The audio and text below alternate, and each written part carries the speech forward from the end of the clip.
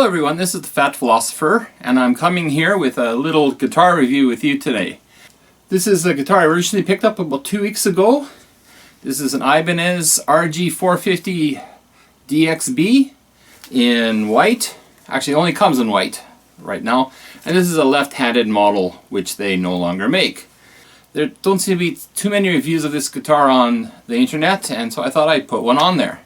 I'd like to say that I bought this guitar with my own money, and I'm not really a professional reviewer in any way. I'm just a guy with a guitar.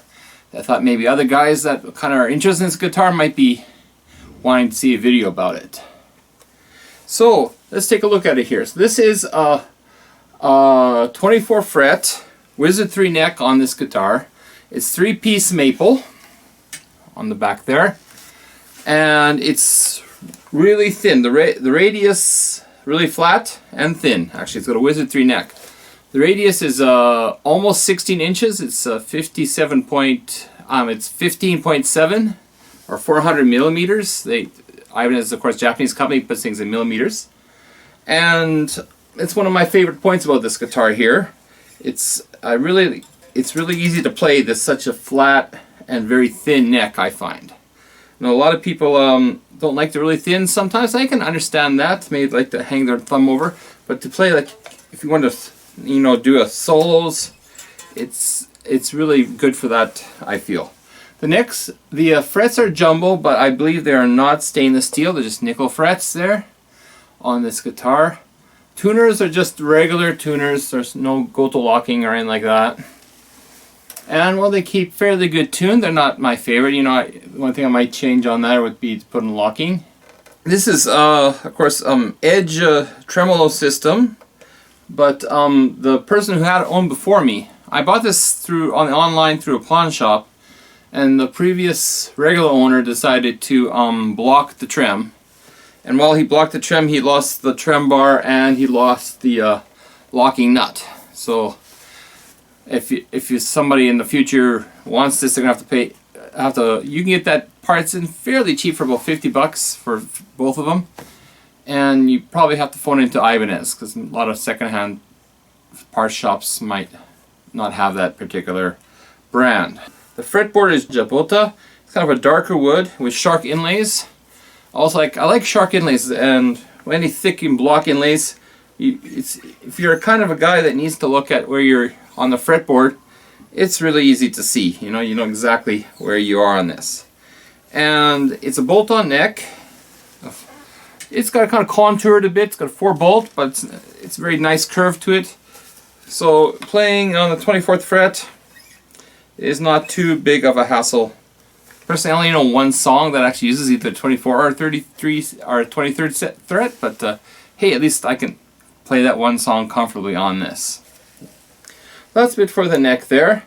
The body is made of a wood called Maranthe. I'm not sure what it is. It's a type of mahogany or a type of ash. It's Maranthe. And one thing that's a little surprising, but it's not that of light guitar. It's comes in at like 8.6 pounds. So it's it's about a pound heavier than my Sahana here. And it's like 2 pounds heavier than my Sawtooth Strat, which I also got this month. So it's a little bit little thing in there. So if you don't like guitars, it's not really heavy. It's not over 9 pounds like Les Paul or something like that. But for a Strat, it's a little bit on the heavier side, I found it. Other things, you got your standard HSH pickups on here. You got 2 ceramics, the humbuckers, and they got Alnico in the middle on your single coil. And I know they work fine for me. There might be a lot of people switch them out, and you might want to switch them out.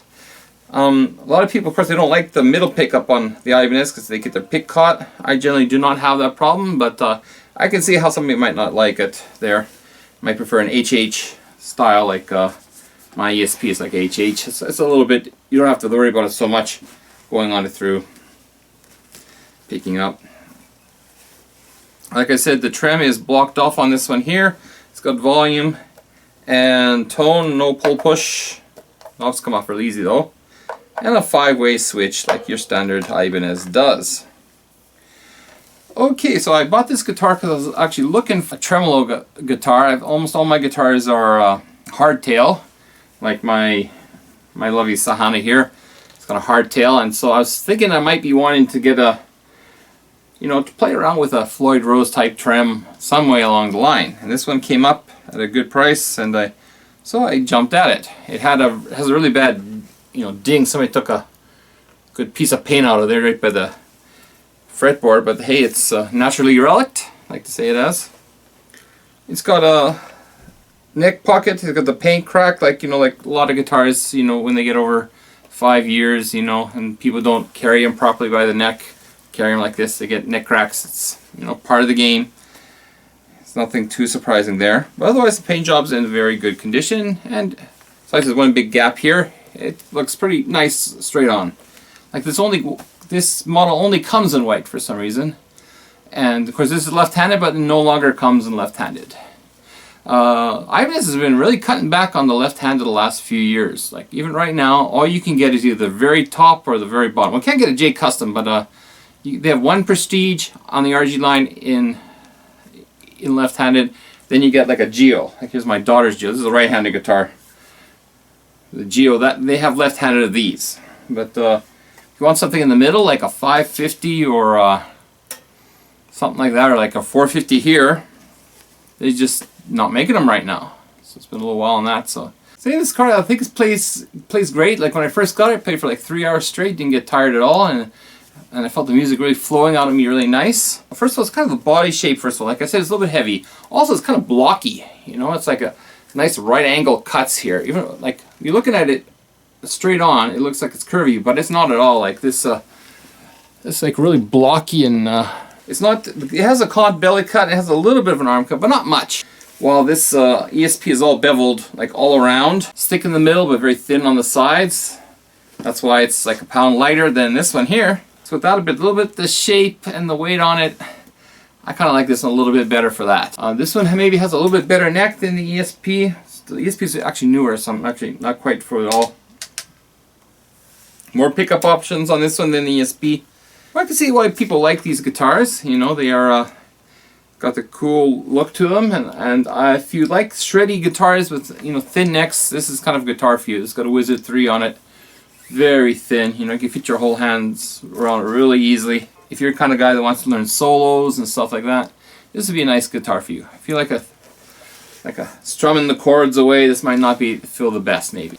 As for the pickups, they're a little bit dark. They're not these country twanging pickups. They're meant for metal. So maybe person would like a little brighter maybe, but these are pretty dark pickups here. So you might want to switch that out maybe.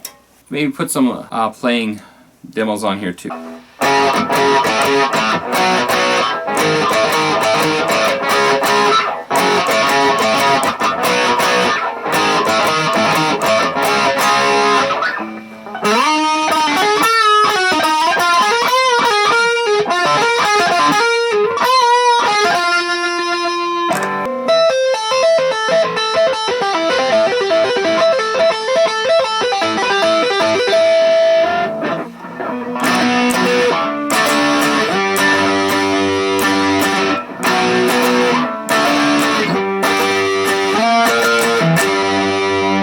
So take care and have a great day, and hope you enjoyed the very short review. Salut!